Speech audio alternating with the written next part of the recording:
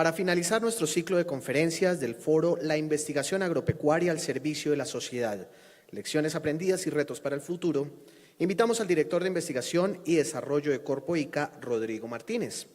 Rodrigo es zootecnista de profesión, con maestría en producción animal, con énfasis en genética de la Universidad Nacional de Colombia, doctorado en Ciencias Veterinarias de la Universidad Complutense de Madrid y postdoctorado de Genética y Mejoramiento Genético Animal.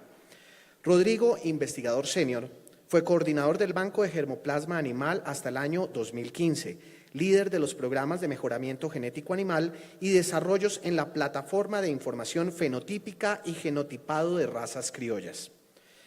Así pues, le damos la bienvenida a su ponencia Nuevas apuestas científicas de Corpo ICA para contribuir al cambio técnico en el agro colombiano.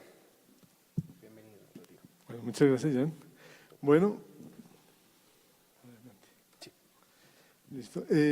La presentación que vengo a hacerles es acerca de, en realidad es todo el producto del trabajo que han tenido los investigadores, mis compañeros de investigación, en formar, digamos, una agenda, la que veníamos realizando de 2013 a 2017 y la que estamos planeando ahora, todas las alianzas, las apuestas que estamos desarrollando de aquí a la siguiente agenda que, digamos, lo tenemos planeado es a 2028.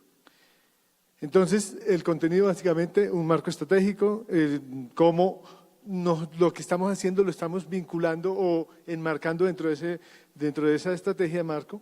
Nuevos paradigmas en el desarrollo agropecuario, un poco para ligar con lo que teníamos que nos presentó el doctor Bernard, demandas y nuevas apuestas científicas y cómo nos fortalecemos nosotros para poder abordar esas nuevas iniciativas, ¿no? Entonces, aquí vemos una fotografía, digamos, más condensada de lo que era nuestro marco estratégico, los 4 objetivos estratégicos y las 7 metas, que básicamente es a lo que responden. Vamos a ir viendo a lo largo de la presentación cómo lo que estamos proponiendo está enmarcado dentro de esos 4 objetivos y las 7 metas.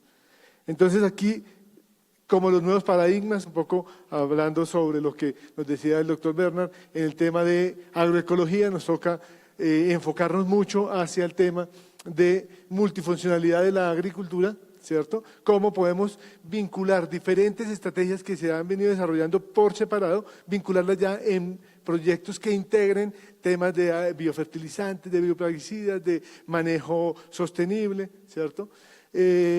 De esa forma podemos entonces integrar componentes en los sistemas digamos, del agroecosistema y hacer sistemas en términos generales mucho más sostenibles, ¿cierto? El otro tema que hablamos de nuevo paradigma es el tema de economía verde.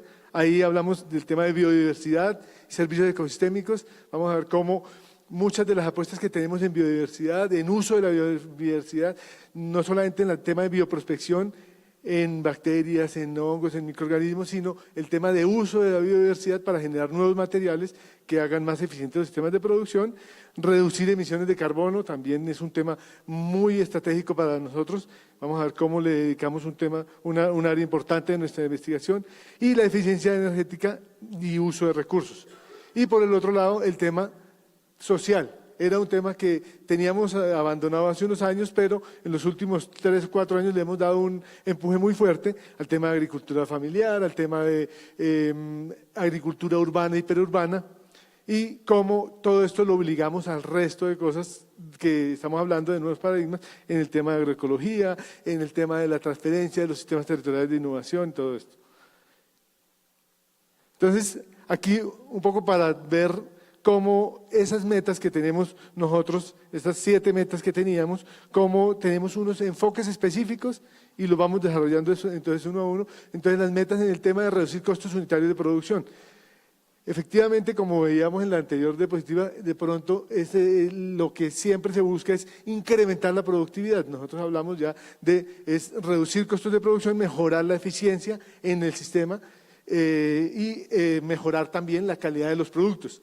Aquí también hablamos de, para disminuir el uso de insumos, pues generar, digamos, variedades con resistencia a factores o a enfermedades y plagas y a factores bióticos y abióticos, métodos de control de esas plagas y uso de biofertilizantes, cómo integrar todos estos temas para reducir esos costos unitarios, ¿no?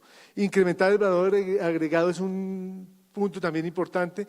En los últimos 5 o 6 años hemos también reforzado nuestro equipo de investigación y tenemos unas alianzas bien importantes, y aquí básicamente los enfoques es más hacia el contenido de nutrientes, mayores tiempos de conservación y nuevos procesos agroindustriales. En el tema ya de mejorar la calidad y inocuidad nutricional de los alimentos, pues hablamos de biofortificación, de reducir contaminantes, de resistencias a antibióticos, cómo identificamos y evaluamos esa resistencia a antibióticos, y el tema de trazabilidad. En la parte de incrementar ya el manejo sostenible y la conservación y recuperación, hablamos ya de temas como recuperación de capacidad productiva de suelos. En esto hay una iniciativa mundial de balance cero en la desertificación. Ahí es un tema en que es importantísimo trabajar, ¿cierto? En incrementar prácticas de mitigación o adaptación al cambio climático. Desde hace unos 4 años venimos trabajando con una plataforma agroclimática que vamos a hablar de esto, y también el tema de desarrollar materiales con tolerancia a estreses hídricos o a suelos ácidos, ¿cierto? Y métodos de medición y de cuantificación y de disminución de gases de efecto invernadero. En el caso de la incorporación de nuevos materiales genéticos, tenemos una estrategia muy grande de materiales en cada una de estas redes. Cada uno de ellos tiene, digamos, su estrategia importante, y para eso estamos generando una plataforma Geno que estamos desarrollando con alianzas bien importantes. Y por último, fortalecer el capital humano en todas estas áreas para poder tener, digamos, un abordaje conceptual muy fuerte y con mucho rigor y calidad. Entonces, en el primer tema, el tema de mejoramiento genético, que es un pilar para nosotros, un pilar de la competitividad, que como vemos ahí en el primer cuadro, pues apunta a todos nuestros objetivos estratégicos, pero básicamente a lo que le estamos apuntando en esto es la productividad en estos cultivos, en papa, pasto, forrajes, cacao, ¿cierto? En calidad e inocuidad también, en temas de biofortificación e inocuidad, en adaptación a condiciones climáticas, en el tema de frutales, que es de ciclo corto, y en raíces y tubérculos, adaptación a estreses bióticos y abióticos, y en el caso de también nuevas opciones productivas que es necesario, digamos, ir vinculando a los sistemas de producción, ¿cierto? Y para esto, digamos que un primer enfoque que tenemos y que, digamos que se requiere hoy en día, la generación de grandes cantidades de información que se vienen dando con las nuevas tecnologías, con las ómicas. En el caso de genómica, antes un trabajo de generación, digamos, de información genómica en una especie podía durar 15 o 20 años, hoy en día lo podemos hacer en 15 días y generar unas cantidades importantes de información, y se vuelve hoy en día más importante generar información fenotípica para poderla vincular y analizar con la información genómica. Entonces, lo importante es aquí poder generar toda una plataforma donde podamos vincular toda esta información productiva, la información fenotípica, y después analizarla. Esto va a servir para muchas otras cosas en temas de minería de datos, de identificar regiones del genoma que estén relacionadas con características de importancia, la misma diversidad dentro de las especies, y de pronto buscar regiones que puedan ser importantes para efectos sanitarios o para efectos digamos, de selección. Entonces, por eso, en últimas, termina uno identificando esas regiones que pueden ser terminar en programas de mejoramiento o en procesos, digamos, de edición génica o de transformación génica, ¿sí? Entonces, en términos generales, ¿en qué estamos nosotros hoy en día trabajando en mejoramiento genético? Estamos trabajando, por ejemplo, en el genoma del cacao. Aquí nos faltan los aliados. CIRAD, por ejemplo, estamos trabajando con CIRAD en el genoma del cacao. Ellos ya desarrollan, digamos, un tema de genoma del cacao, pero nuestro programa de mejoramiento genético hoy en día está muy en el orden de trabajar en la genómica directamente para agilizar esos procesos de selección.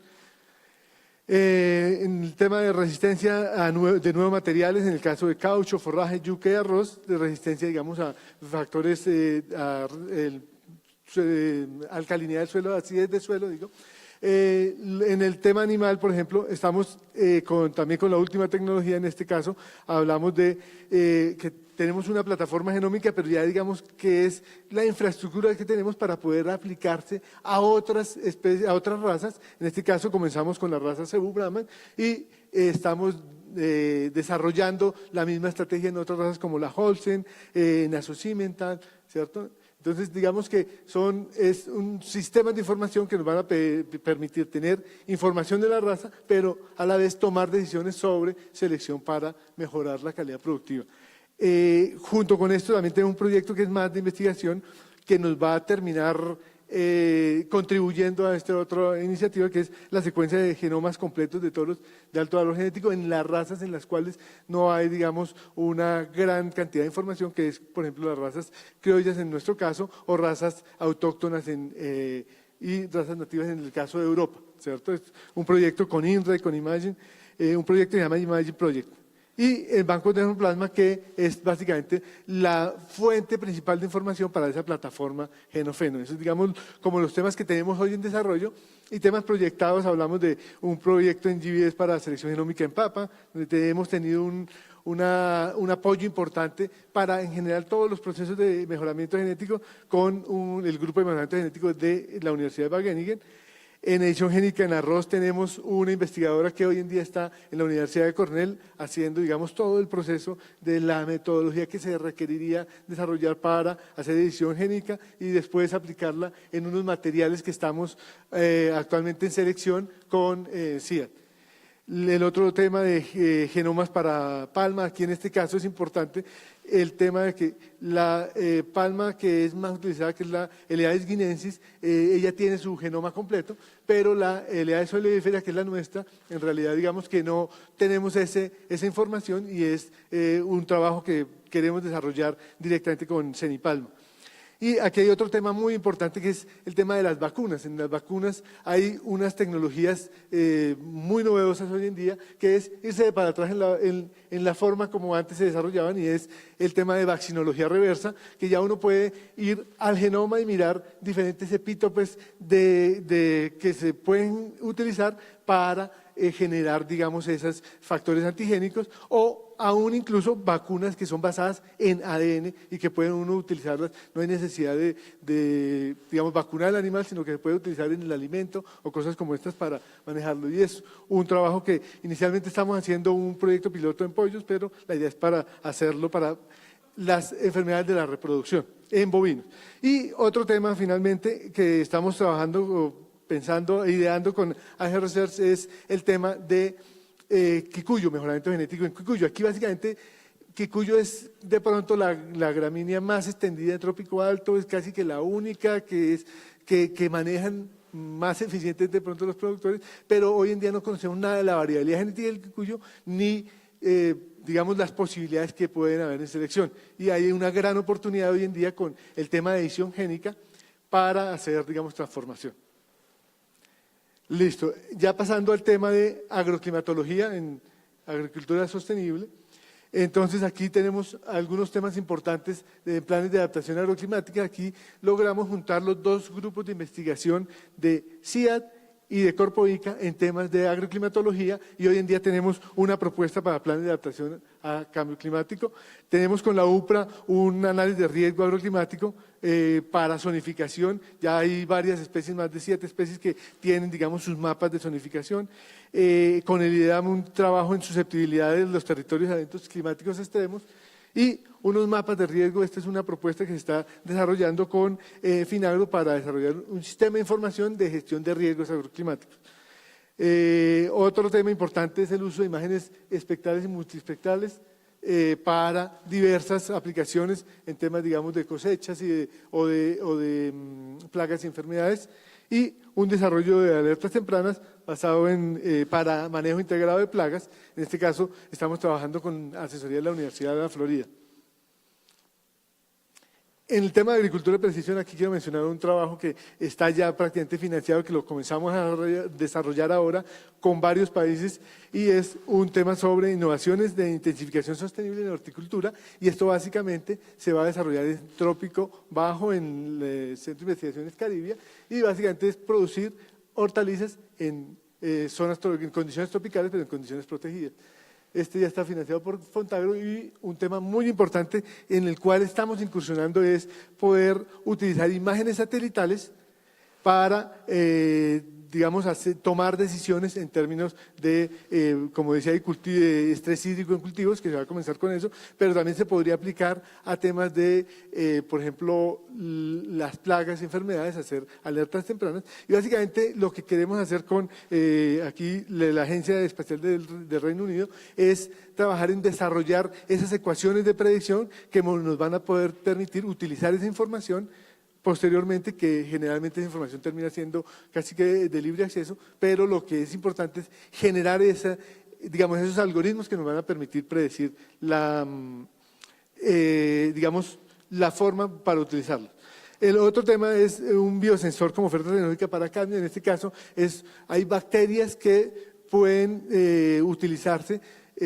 Aquí es tipo coli o salmonella, que son transformadas y tienen genes que se activan con la presencia de cadmio. Entonces, por ejemplo, en leche ya hay algunos avances en eso, utilizando bacterias como biosensores. Cuando hay cantidades tan bajas como 10 microlitros por litro de solución, entonces ya ellas se transforman y muestran que efectivamente hay cadmio en la solución. Entonces, digamos que es relativamente fácil de hacer, digamos, como una estandarización y un escalamiento de una tecnología de estas. Y lo otro es el tema de evaluación de plagas y enfermedades utilizando imágenes espectrales.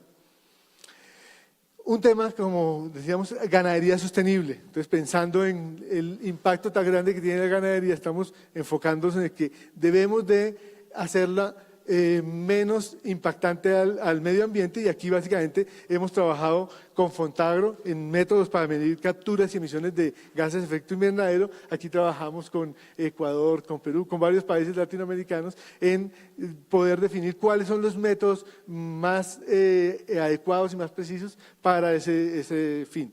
Y aquí también trabajamos en cómo mejorar la producción sin incrementar las emisiones. O sea, aquí hay muchísimos factores que están incidiendo, tanto la calidad del forraje, la misma genética del animal, está direccionando la genética de las bacterias del rumen para que hayan más o menos bacterias arqueas, que son las metanogénicas. Entonces, también hay una oportunidad en temas de selección genética en el animal para, digamos, dirigir una población de bacterias. Pero aquí también hay unos bioproductos, por ejemplo, las bacterias, las levaduras, pueden también tener un efecto importante sobre la reducción de esos gases de efecto invernadero. Entonces, ese tema es básicamente lo que está dirigido a modular ese ecosistema ruminal para disminuir la producción de carbono y hacer más eficiente el uso de los nutrientes en los rumiantes, ¿cierto? Un tema también muy nuevo es el que llamamos epidemiología espacial. Este tema de epidemiología espacial, la Universidad de Queensland, preciso, nos envió un investigador, el más reconocido en ese tema, y nos capacitó aquí un grupo de investigadores en este tema. Y básicamente aquí es muy importante ligar varias cosas. Uno es la información. En los últimos 2 años, Corpoica junto con Becol ha generado unas cantidades importantísimas de información epidemiológica. Nosotros desde hace unos 15 años no sabíamos los niveles de prevalencia de la mayoría de los agentes infecciosos, de los que no son de control obligatorio. Entonces ya hoy en día tenemos poblaciones de alrededor de unos 26.000 animales distribuidos en diferentes partes del país y en diferentes especies. Allí tenemos búfalos, tenemos bovinos, ovinos, caprinos, donde tenemos información de los niveles de prevalencia, y con esta información entonces básicamente lo que uno puede es hacer la zonificación de esa información y poder mirar en función del clima, en función de los vientos, en función de la temperatura, cómo está la distribución y cuáles son los principales factores de riesgo, y esos factores de riesgo es los que uno puede modelar y después de definir cuáles serían las épocas oportunas para vacunación o cómo manejar ese proceso, digamos, de manejo y de métodos de control. Entonces también es un trabajo que estamos proyectando hacia el futuro. Ganadería ecológica, como decíamos, reducir el empleo de químicos, generar bienestar animal. Aquí Corpoica ha sido muy reconocido en ese tema de bienestar animal. Ofrecer alimentos de origen animal de gran calidad y aprovechar el recurso alimenticio de una forma mucho más adecuada.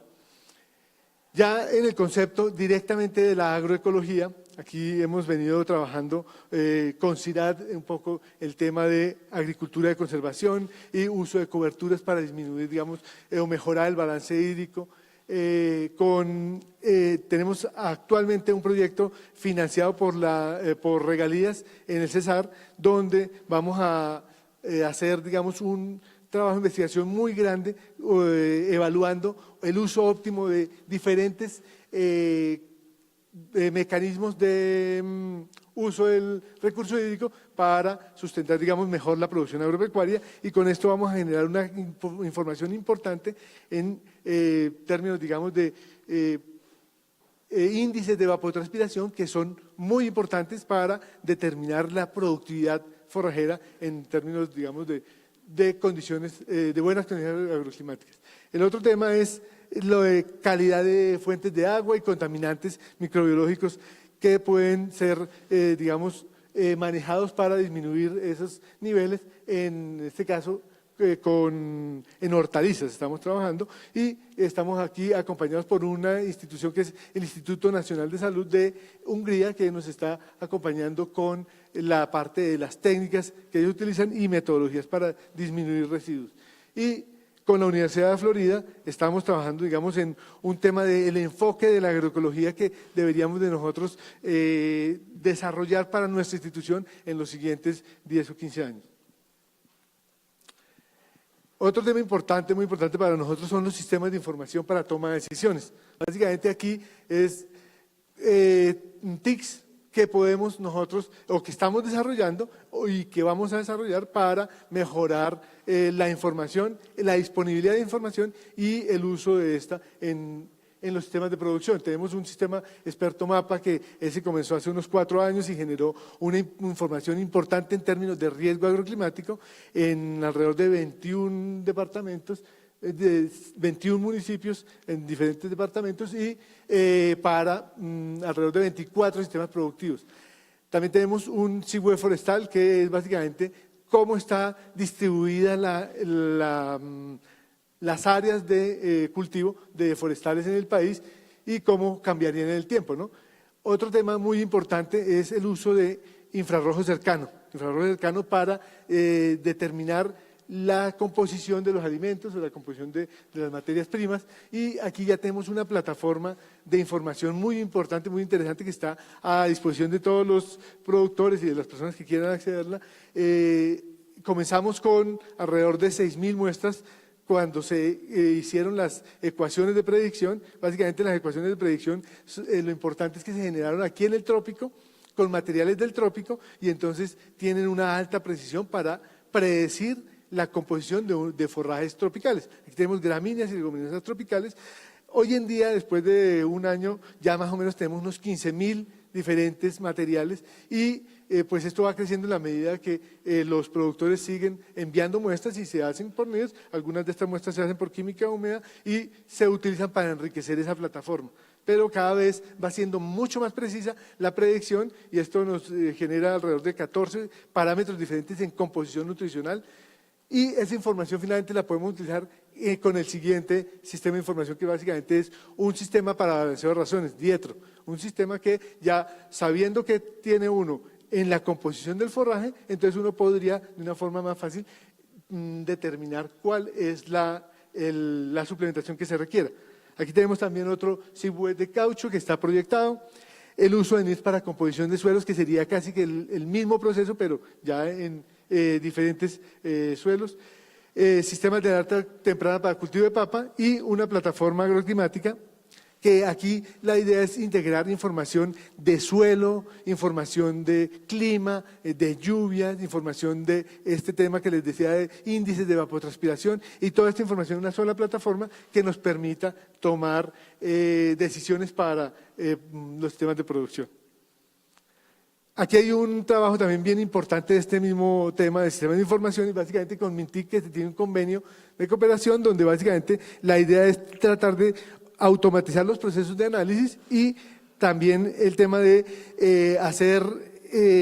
utilizar metodologías de machine learning e inteligencia artificial para poder hacer más eficiente esos procesos de recomendaciones sobre los resultados de los análisis de suelo. Otro tema es el tema de los microbiomas y la microbiología. Algunos temas que tenemos hoy en día en desarrollo, bacterias solubilizadas de fósforo, que es un tema muy importante para nosotros, más que todo para forrajes. Inmovilización de cadmio, bacterias que nos inmovilizan en cadmio en suelo, que puede ser una oferta muy interesante para el tema de cacao. Bacterias fijadoras de nitrógeno para pastos. Para pastos lo importante es porque normalmente eso se habla es para leguminosas, aquí estamos hablando de una gramínea donde le estamos poniendo bacterias que le ayudan a fijar calcio. Y fertilización con potasio y algunos productos que ya básicamente estamos en escalamiento, como el escalamiento y licenciamiento, como el espobiol, el rumitec. Y los temas proyectados, un tema de microencapsulación para microorganismos antagonistas, microorganismos endófitos que nos pueden permitir incrementar, digamos, la eficiencia del uso de los bioplaguicidas.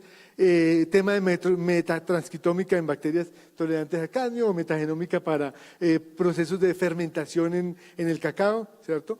En el tema también de rizobacterias, la parte genómica de rizobacterias que tienen capacidades como biofertilizantes y también hoy en día, el día de ayer se firmó un convenio con Senipalma para el tema de desarrollar conjuntamente un bioplaguicida en el caso de palma. En transformación y valor agregado, que es un tema muy importante para nosotros, estamos hablando de algunas alianzas que tenemos y ya las estamos desarrollando con CIDAD y básicamente en el tema de microfiltración. Este es un tema de casi como una pasteurización en frío, en el cual uno puede producir jugos o purés de frutas de alta calidad microbiológica y se puede hacer a pequeña escala. Es un trabajo que ya se está desarrollando. El tema de biofortificación, tenemos en frijol, en arroz, en yuca, temas de biofortificación. Biodisponibilidad de nutrientes que estamos haciendo en Uchuva, básicamente es para ver que esos productos o esos nutracéuticos sí tengan efecto en la salud humana, ¿cierto? Y un tema de un prototipo para separación de fibra y bagazo en FIQUE. Y básicamente aquí un tema importante es que este ha servido para, digamos, desarrollar algunos de los subproductos que se generan en la industria del FIQUE para poder utilizarlos como en la industria farmacéutica. En temas de inocuidad estamos trabajando en límites mínimos de residuos en bioplaguicidas. Un tema muy importante es lo de factores de riesgo asociados a la diseminación de enfermedades transmitidas por alimentos en la cadena avícola, un tema importante que hemos trabajado, y factores de resistencia antimicrobiana. Estos prácticamente trabajos son de esa identificación y vigilancia de esos factores de riesgo antimicrobianos. Aquí de resaltar un proyecto con el Instituto Sanger en secuenciación masiva de patógenos y esto nos va a permitir en muchos patógenos hacer esa minería de datos para identificar esas regiones que pueden estar relacionadas con esa resistencia antimicrobial. Con USDA también estamos trabajando en aislar compuestos novedosos que puedan utilizarse también para control antimicrobiano. Y ya terminando el tema de articulación, tecnología y sociedad. Aquí en esto hablamos un poco del balance social, es lo que vimos en la tarde de ayer y en la mañana de hoy.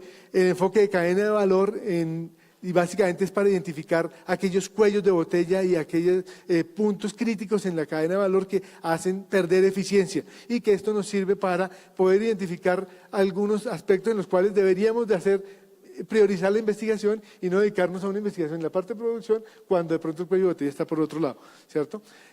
Zonificación de nuestra oferta tecnológica para poder ofrecerla a, digamos, entidades como para las zonas de postconflicto, para que sean, digamos, como una oportunidad para que ellos puedan adoptarla. Y un tema de bolsa de semillas para paz que básicamente es un proyecto financiado por el Fondo Colombia en Paz y que incluye alrededor de 7 diferentes materiales de siembra que podemos nosotros proveer. Y aquí básicamente tenemos también un tema de enfoque de género y de sistemas territoriales de innovación. En este tema básicamente nosotros lo que pretendemos es crear o proponer una guía metodológica para la conformación y el fortalecimiento de esos sistemas territoriales de innovación y que podamos integrar todos, digamos, los actores del territorio por cadena o por sistema de producción para ofrecer, digamos, una alternativa productiva y rentable.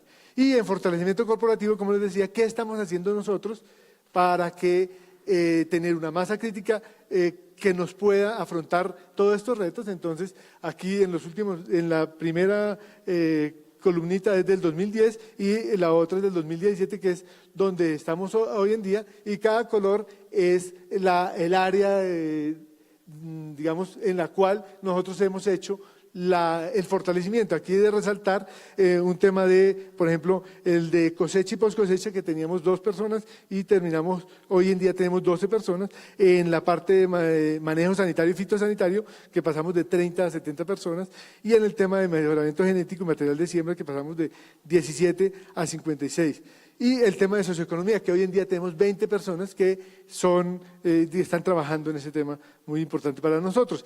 Lo mostrábamos ayer, pero queríamos hacer énfasis en esto: 14 diferentes nacionalidades y 804 investigadores que son los que podemos afrontar este reto. Y también tenemos un tema muy importante, es el fortalecimiento de los laboratorios y la estructura como la tenemos nosotros hoy en día planteada, que es muy diferente al esquema normal, que básicamente es una red de laboratorios y que los dividimos es por digamos, el tipo de actividad que realizan. Un laboratorio, por ejemplo, de química analítica, genética molecular, reproducción, producción vegetal, microbiología agrícola, producción pecuaria y entomología. Y básicamente un laboratorio de estos puede tener en Bogotá, en Tibaitatá, una parte del laboratorio, y en el resto del país puede haber sitios donde pueden haber también sedes de ese mismo laboratorio manejándose en red. Actualmente tenemos más de 9.000 metros cuadrados de laboratorio en Tibaitatá. En La Libertad ya acabamos de inaugurar 1.700 metros cuadrados de laboratorio y en Turipaná 710 metros cuadrados de laboratorio. Y tenemos también una planta piloto que atiende estos 3 temas de biofertilizantes, bioplaguicidas y salud animal. Muchas gracias por su atención.